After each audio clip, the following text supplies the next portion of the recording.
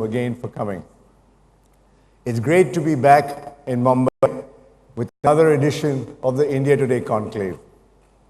This March, we had shifted our national conclave to Delhi as it was going to be a year defined by elections and politics and power equations at the center. But Mumbai has tugged us back.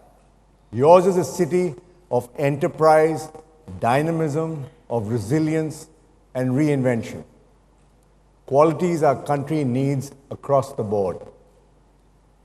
As it turns out, this is also a year dominated by conversations around the economy.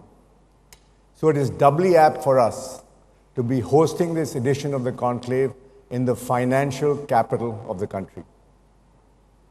The common theme running through our country and conclave is transformation. Prime Minister Narendra Modi ran his election campaign on the promise of a new India. At the start of his new term, he also promised to turn India into a $5 trillion economy over the next 5 years. Almost immediately after, voices of concern began to emerge across the country. India's GDP is down to 5%. Manufacturing has slid to 0.6%. Unemployment is at a 45-year high. MSMEs, which are the backbone of the economy, are badly hit. Sales in the auto sector and the FMCG have slumped. Real estate is in the doldrums. Lending is sluggish. Consumer and corporate sentiment are low. And India is also reeling under global headwinds. You will be hearing a lot about this in the next 2 days. What are the causes and the course corrections? But the critical point here is this slowdown is an opportunity for deep introspection and concrete action. It sets the stage for real transformation. After all, as they say, never waste a good crisis. That's when people are more willing to change. I've always believed India is a rich country with poor people. We are rich in natural resources, and we are also a nation of very smart, creative, hardworking, and ambitious people. Across the world, Indians excel in every field. Given the right environment, we flourish. How is it then people with the same education and same background wilt in their own country instead of blossoming? We must ask ourselves this question. We are fortunate to have a young population whose average age will be 29 by next year, making us the youngest nation on the planet. What do we need to do to release this great energy which lies sorely underutilized? Energy that creates wealth for the individual and for the nation. What is it in our environment that prevents us from realizing our full potential? Ladies and gentlemen, my answer is simple. It's our government and our political class. And this does not apply to any particular party or regime. This is a problem that has plagued us for several decades. Which is not to say that I don't believe in our parliamentary democracy. Far from it. I believe that for all its faults, it is the only way India can be governed. The regional and ethnic aspirations of our diverse country be accommodated. However, over the 73 years since independence, barring a few periods, we have seen rampant populism, self-serving appeasement, irrational economic policies, and just plain bad leadership. This has resulted in an economy riddled with contradictions and bedeviled by entrenched vested interests. It has also a society that is often at war with itself in the name of caste, creed, or religion. To change all this is a Herculean task.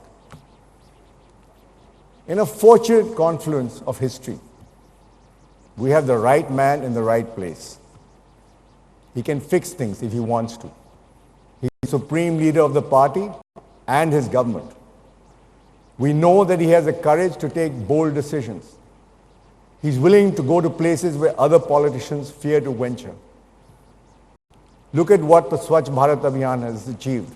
India could declare itself open defecation free by the end of this year. He's a visionary, he's a doer, he's a master communicator. He wants to change India whether you like it or not. The person I'm talking about, of course, is none other than Prime Minister Narendra Modi. In 44 years in journalism, I haven't seen a leader like him. Let me at this point quote to you an academician, Bhanu Pratap Mehta, a person who is no admirer of Modi, but he has caught the essence of the Modi phenomenon. And he writes, even his, and listen to this carefully, even his staunchest critics have to acknowledge that he has made himself an inescapable figure. Someone who has colonized our consciousness so much that even criticism only serves to underscore his importance and reinforce his imaginative hold. His triumph is not what he does, it is that he is the focal point of everything we do. With this kind of standing, there's no limit to what this Prime Minister can do. And I'm glad to see that the Prime Minister recognized the problem that it is the government. In his Independence Day speech, he said, and I quote, "I repeatedly exhort my officials that after so many years of independence, can we not do something about cutting down red tape and reducing the involvement of the government in the daily life of the common man?" Now all he has to do is walk the talk. Here are my two humble suggestions how this can be done. Firstly, any economic policy must be within an ideological framework. Once you commit to a core belief, the rest will fall in place. The policies will also be coherent and not ad hoc. Their core belief is in one word. It is the market. What do I mean by this? What I mean is, let market forces sort out economic issues. I believe if you want to keep the government out of people's way, you need to believe in the marketplace. Government policy should be framed keeping this in mind. Let competition, not government fiat, reduce prices. Let consumers decide at what price point they want to buy. The marketplace can be cruel at times, but that's how you get new industries, new products, and innovation. That is how you get a vibrant economy. The consumer is king, not the government. For example, the government controls the prices of much of agricultural produce, of fertilizers, has price controls over 300 drugs, 24 medical devices, and even cable channels. Is this all necessary? The government's job is to set standards, prevent malpractices and monopolies. It should do this and step aside. It should encourage competition rather than restrict it. Instead, the government does not trust the markets to do their work. The PM also made a very significant statement in his Independence Day speech, and I quote, "The need of the hour is to recognize and encourage the wealth creators of our nation. They should receive more honor. If wealth is not created, wealth cannot be distributed." So wealth should not be a dirty word in India. Look at the suspicion and automatic distrust they are looked at. Tax terrorism, jail terms for the smallest deviations, super taxes, lookout notices without warning the person.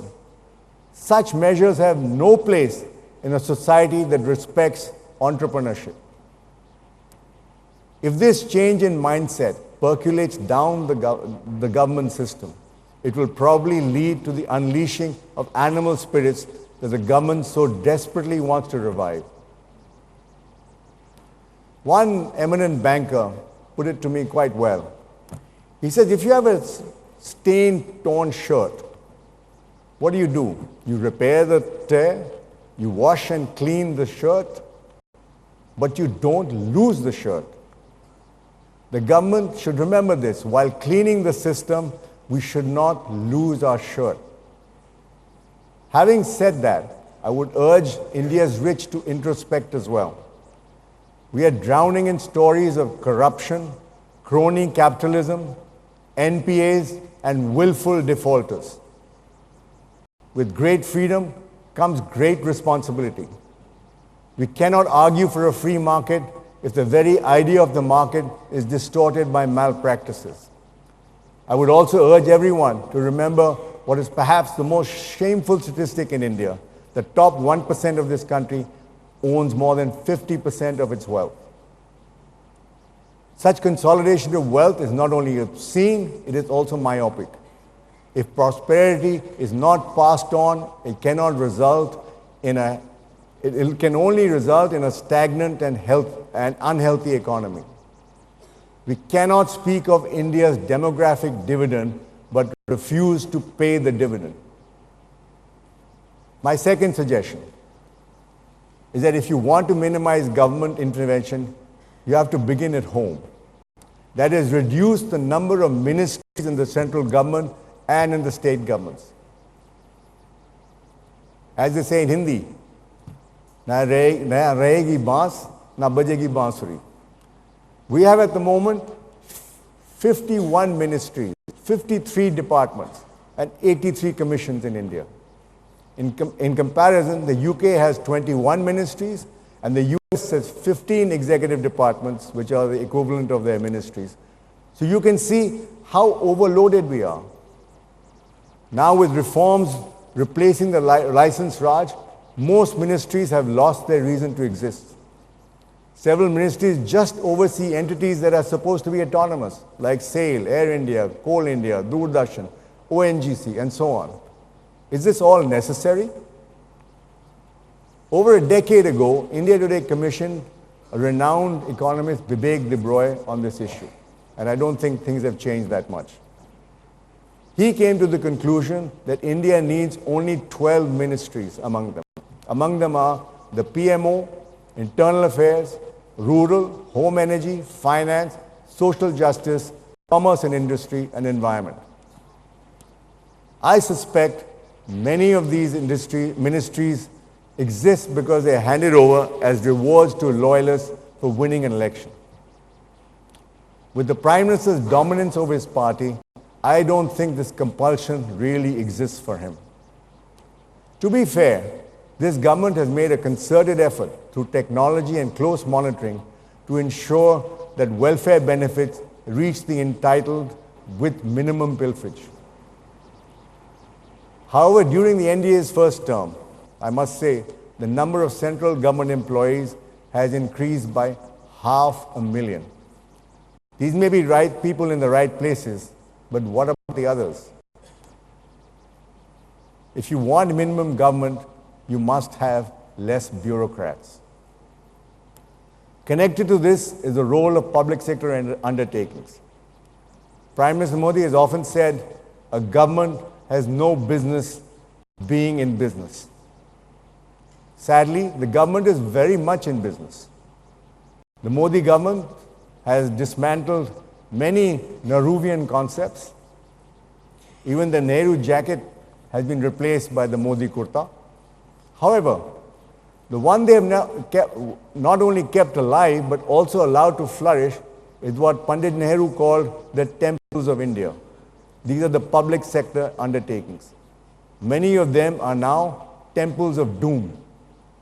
There are 257 operational central PSUs, out of which 71 are loss-making.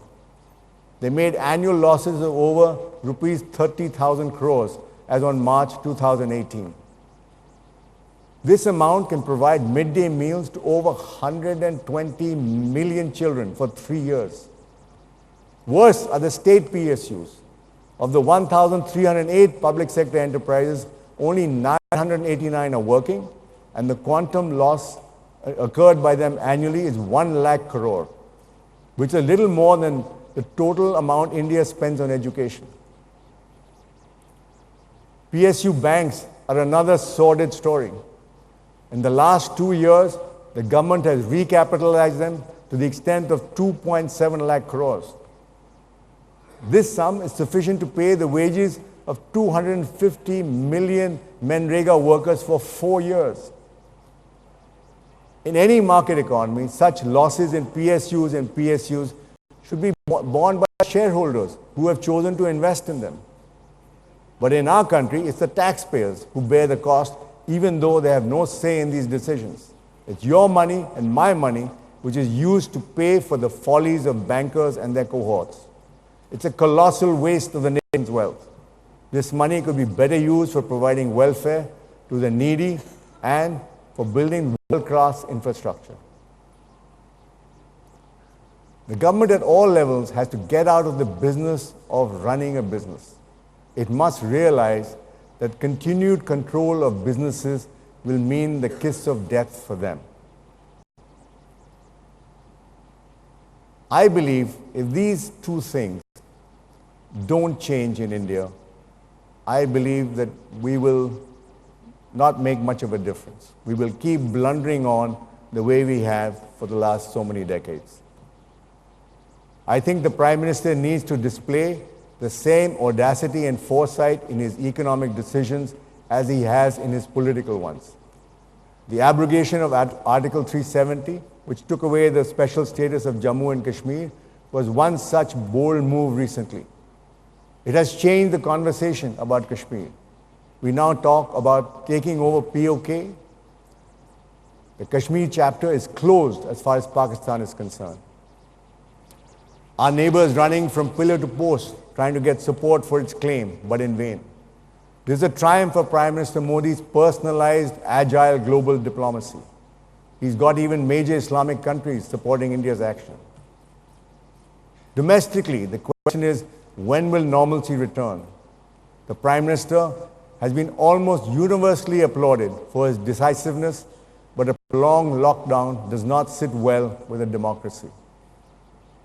The true test of this decision will lie in how quickly all civil liberties and communication can be restored and how quickly the government can deliver on its promises to Kashmiris to see a better life through development. I'm afraid this is going to be a long, tough haul. Another not so talked about area that Mr. Modi has been decisive about, that is India's other mega crisis, water. 85% of India's surface water is polluted. Its groundwater is severely stressed. Many of rural India reel under drought, and 20 cities, including Delhi, are slated to run out of water by 2020. That is by next year. This crisis is not new. It has been building up for years, but the government is not passing the buck.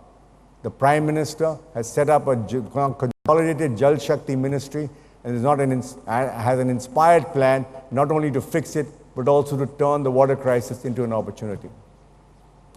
You'll be hearing about both Kashmir and the scale of the water crisis and the plan to fix it at the Conclave. These are thought-provoking sessions. There are other thought-provoking sessions on the agenda. Xenophobia and the crisis on migration have changed global politics in India. In India, too, we have a growing demand to weed foreigners out. But do we have the full picture on migration? The session on Conclave promises to be eye-opening. While we're trying to place space rovers in the cosmos, technology and AI are changing the landscape much closer home. We have a fascinating session lined up on sex robots, the impact of technology and on human sexuality, and the emergence of digisexuality, a new sexual identity across the world. We also have two brilliant scientists telling us about diseases, pandemics, the human brain, and the most cutting-edge discoveries related to the human body. Finally, of course, we have several sessions on politics. We have another hectic season of elections coming up. Maharashtra itself will be choosing a new government, and you'll be hearing about the key players in the election and the young Chief Minister, Mr. Fadnavis. This is a good time then to focus on the most important issue in India, the quality of our political leadership. The lifeblood of our democracy is robust politics. And I want to say this as strongly as I can. India is being led down by the quality of its leadership.